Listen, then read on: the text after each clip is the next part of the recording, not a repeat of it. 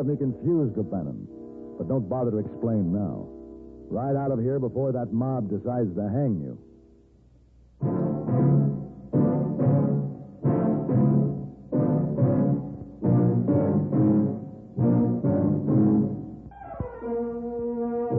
Have Gun. Will Travel.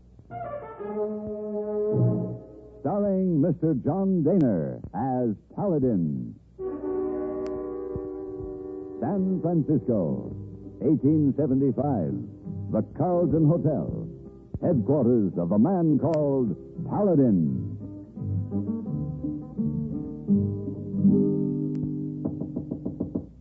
Come in. Oh. Good morning, Mr. Paladin. Good morning, Miss Wong. You want Missy Wong help you pack? Oh, thanks. I don't think so. I'm traveling light this trip. I'll be riding through some pretty rough country. Oh, where you go? I'm doing a job for an insurance company, Miss Wong. They're concerned about their losses, want me to survey the freight routes up through the north and check with the express offices along the way. Yeah, that does it. Hey, boy told me that you and he were going out in the town last night. Oh, yes. Hey, boy, take Missy Wong to see very fine stage play. What did you see? Oh, my. There was a little girl named Topsy. Oh, Topsy, yes. Topsy, yes. A little girl named Eva. Yes? A nice old man named Mr. Uncle Tom. Mr. Uncle Tom. Mr. Uncle Tom, Mr. You know what, Mr. Paladin? Poor Mr. Uncle Tom, he... I understand, Miss Wong. A little girl named Eva, she... Oh, Mr. Paladin, we have such a good time.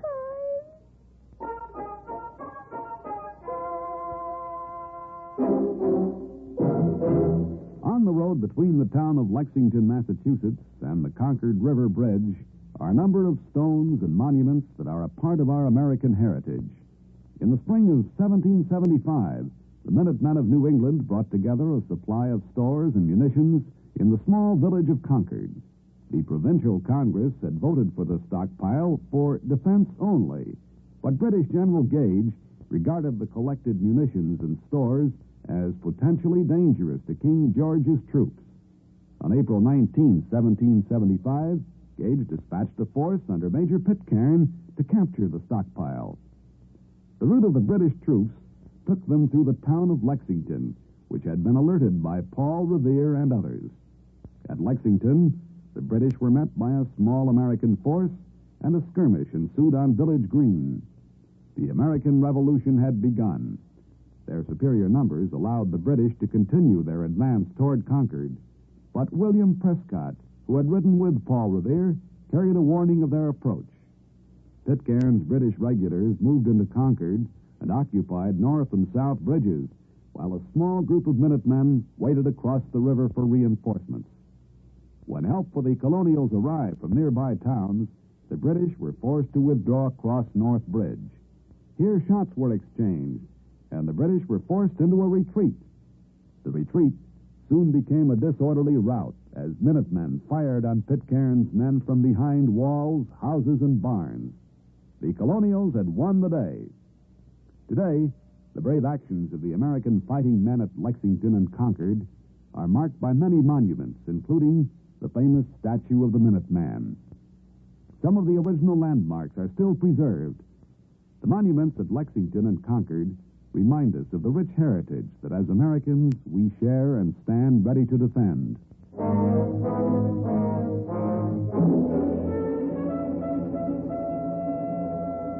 The towns along my route were scattered, and the distances were great.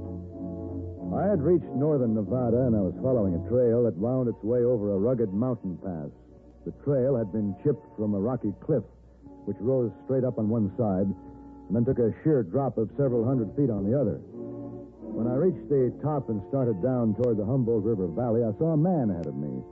He was riding lazy, guiding his horse carefully, when suddenly, on a sharp turn, the animal seemed to spook, fold up, and in the next instant was jogging down the path with an empty saddle. Well, I couldn't travel any faster. I could only hope that when I reached the spot where the man had gone over the edge, I'd find him alive.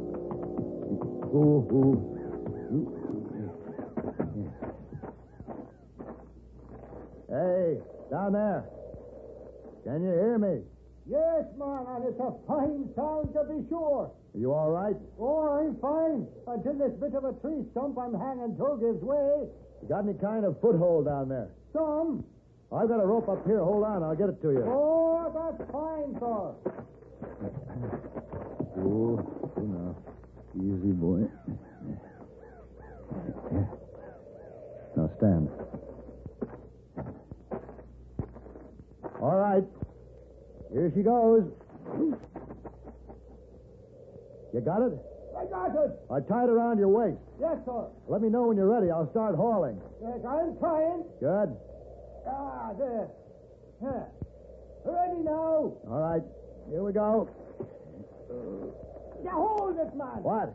What's the trouble? Why, would you give us a bit of slack on that rope, will you now? It's the present for Katie. What's that? Katie's present that fell out in my pocket. I can reach it if you give me a bit of slack. How's that? Oh, that's fine, sir. Hey, haul away, my hearty.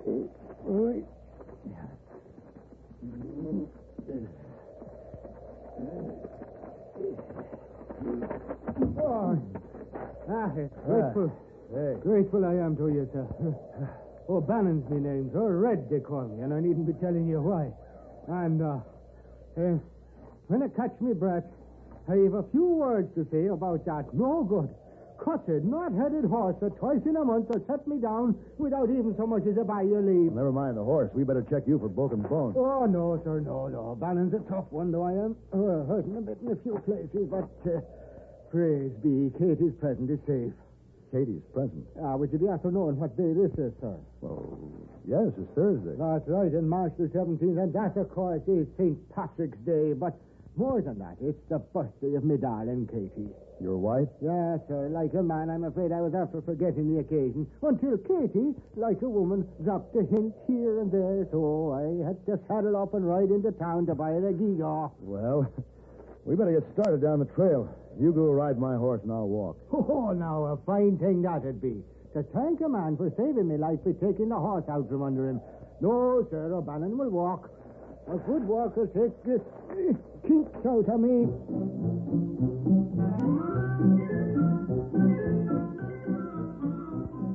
It was almost sundown before we reached the O'Bannon farmhouse. Katie was waiting at the gate. She was tiny and gay and very pretty. And she insisted that I stay to share the birthday celebration. Then it got so late, they both insisted that I stay the night. They were warm, friendly people. And when I left the next morning, it was with the promise to see them on my way back. My business took me on into Idaho, and it was nearly 2 months before I passed through Nevada again. The last stop on my route was the town of Toana, only 20 miles from the O'Bannon place. I checked into a hotel, then started for the Horseshoe Saloon. You ain't gonna get a drink in there, mister. Oh, why not? We're holding a trial in there today. Trial? Gonna start as soon as the judge gets here. Once it starts, won't last long. Open and shut case. Yeah, I just kept watching. I knew I'd see the fella again someday. Who's that? Fella on trial. Robbed my stage, killed my shotgun rider. I got a good look at him. I knew I'd spot him again, and I did. Over in Lander County. Sheriff brought him in. You gonna visit the trial? No, I have business at the freight office. Just thought I'd have a drink first. We'll fix him.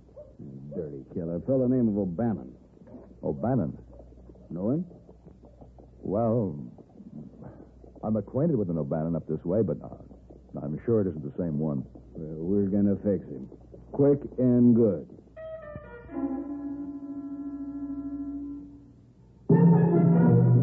About 10 miles north of Springfield, Massachusetts, and 5 miles northeast of Chicopee is Westover Air Force Base, headquarters for the 8th Air Force.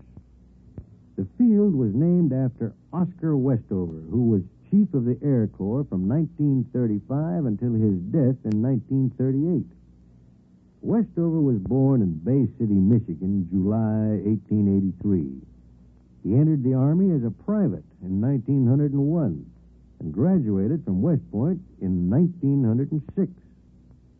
During the infancy of flight, Westover became interested in the Air Service and worked in the office of Director of Air Service in 1918.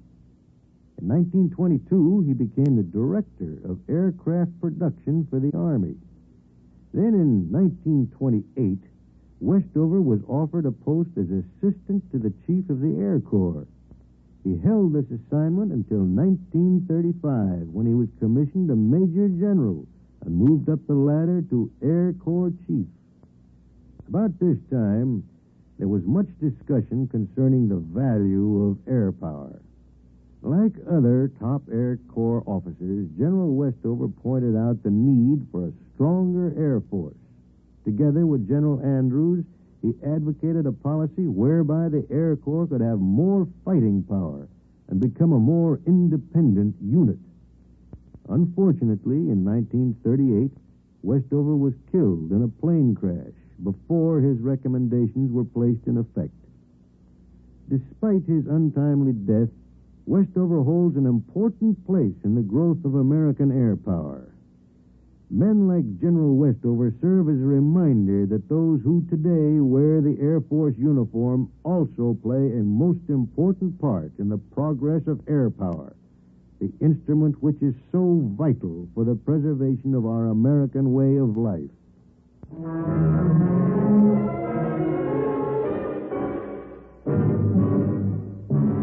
I had started down the street to the Tijuana freight office when I saw the sheriff bringing the prisoner from the jail.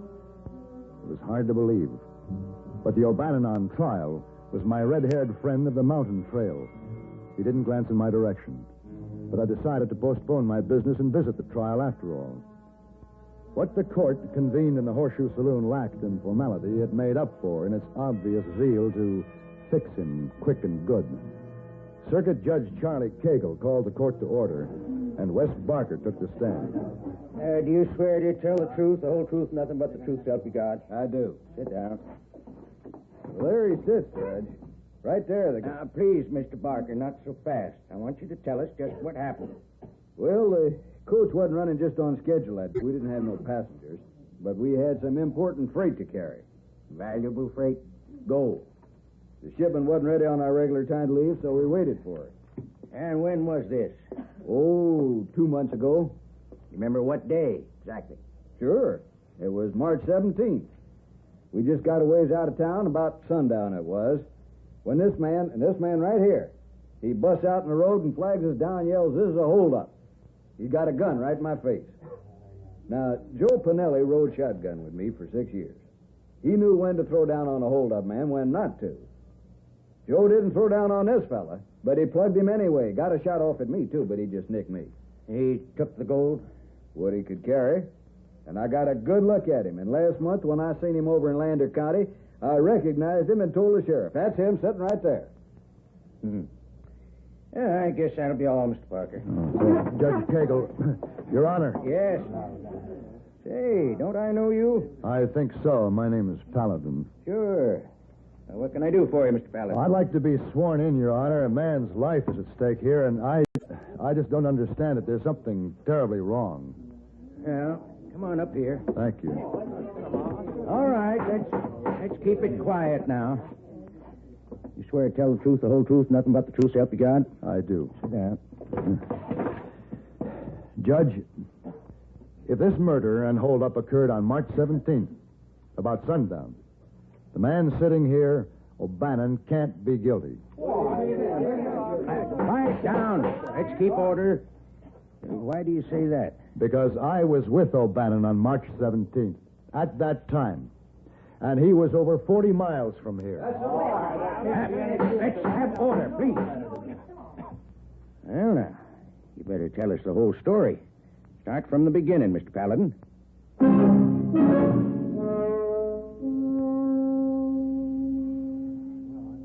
All right, case dismissed. That's all for today. Mister? Yeah. I can't figure what your game is, but you sure didn't make yourself any friends here. Look, I'm sorry, Barker. I told the truth. Yeah. You might have put a reasonable doubt in the judge's mind, but I know better. You said yourself it was almost sundown when the holdup occurred. And it must have all happened pretty fast. You could be mistaken, you know. No mistake. I saw O'Bannon kill my shotgun rider. Joe had a lot of friends. If the law ain't going to take care of the man that murdered him, maybe his friends will have to. That's mighty careless talk, Barker. Look at that. Sheriff's turning him loose. That dirty killer walking out of town a free man when he ought to be hanging on the end of a rope right now. And we can thank you for butting in with your big lying mouth. I didn't lie. I know better. Now, like I say, I don't know what your game is, but it ain't over yet. Here comes your friend. He ain't seen the last of this. You can tell him. Hey, O'Bannon. Oh, hello, friend. O'Bannon, you better get out of here. Well, thanks. And what do I owe you? What do you mean? Well, one good turn deserves another. What can I do for you? What do you want? Well, I don't want anything. I had to tell the truth. Truth? Mister, you never saw me before in your life, and you know it. Listen, if it's some sort of a joke, I don't appreciate it, and I'm afraid this is no time for questions and answers. These people watching us, they're in an ugly mood. They don't waste any love on me, do they? They're dangerous. I've seen it happen too many times. You better get out of town as fast as you can. Oh, but I intend to. I have my plans all made. And thanks again, friend, for your pretty lies. You have me real confused, O'Bannon. But I'll expect some answers for this, and they better be good. I'll ride out to your place tomorrow. My place? All right, just get going, O'Bannon. Oh, sure. Oh, Paladin. What? You'll find me at North Fork.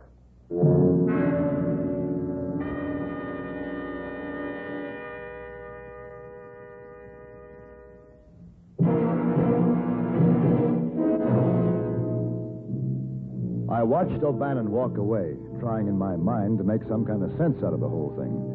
His last remark was easily heard by the people left in the courtroom, and with the mood that crowd was in, he might just as well have been sending out invitations to his own lynching. There was no question about it. If he really intended to show up in North Fork, he'd have a lot of angry men waiting for him. As soon as I had finished my business the next day, I headed out of town in the direction of the O'Bannon farmhouse. I wanted to see Katie. As I rode up to the house, I noticed a winded, lathered horse ground-tied in the front yard. Ooh.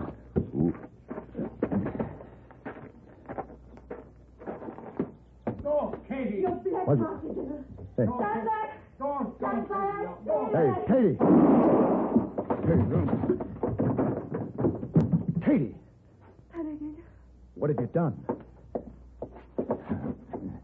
O'Bannon. O'Bannon. He's dead. God have mercy on me. Give me the gun. It had to be done. I don't understand this, Katie. Your own husband. No, not my husband, not Red. It is Liam O'Bannon lies there. Liam. Born of the same mother within the same hour. And on the outside, as alike as two peas in a pod, my man and Liam. But inside, one is black and one is white. Oh, wait a minute, Katie. You mean this man is your husband's twin brother? Yes. But my O'Bannon is the daylight. And this one, the dark, possessed of the evil ones he was. I knew it then, when the two came courting and it was Red I chose to marry. What was Liam doing here? It was after forcing me to leave this place with him. With wicked words of how he'd sent my O'Bannon riding off to his death. Off to it. Katie, where's Red? Gone to answer the call of Liam, as he always has, should Liam so much as crook his little finger. One of Liam's rogues that traveled with him came early this morning with a message. What was the message? That Red should ride to North Fork. North Fork? And wait until Liam should meet him there. But Liam came here instead to take me off with him. Katie, it just might be that Red is riding to his death. How long ago did he start? Oh, some time now. I'll have to go after him. Katie, will you get me a blanket? Oh, yes. I'm afraid Liam must ride with me.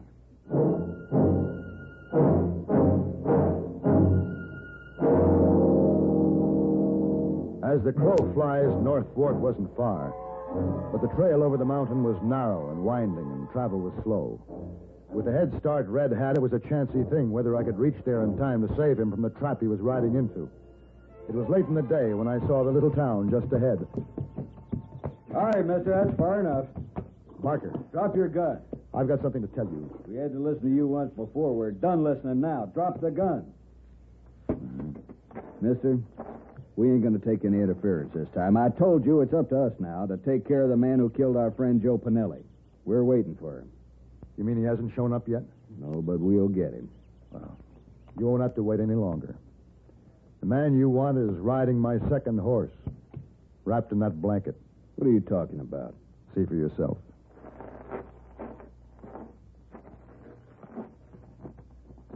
It's him, all right.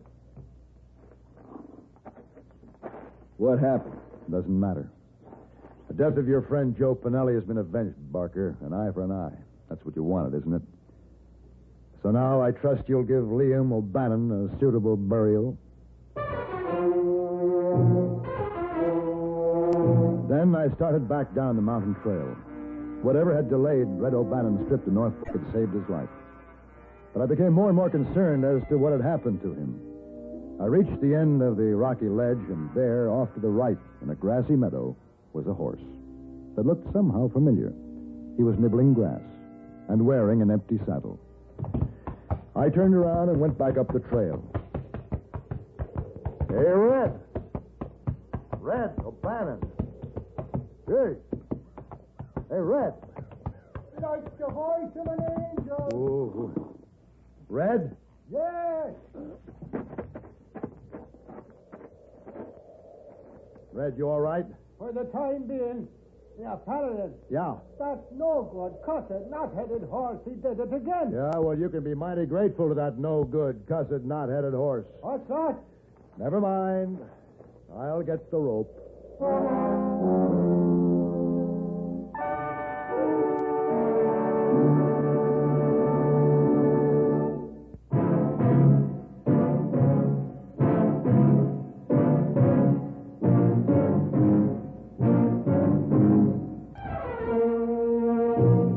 Gun Will Travel. Created by Herb Meadow and Sam Rolfe, is produced and directed in Hollywood by Frank Parrott and stars John Dehner as Paladin with Virginia Gregg as Miss Wong. Tonight's story was specially written for Have Gun Will Travel by Ann Dowd. Specially featured in the cast was Ben Wright with Harry Bartell, Jack Moyles, and Gene Bates.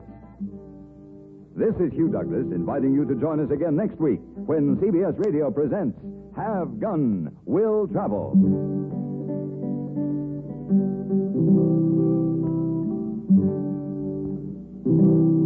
Have Gun Will Travel is brought to you through the worldwide facilities of the Armed Forces Radio and Television Service.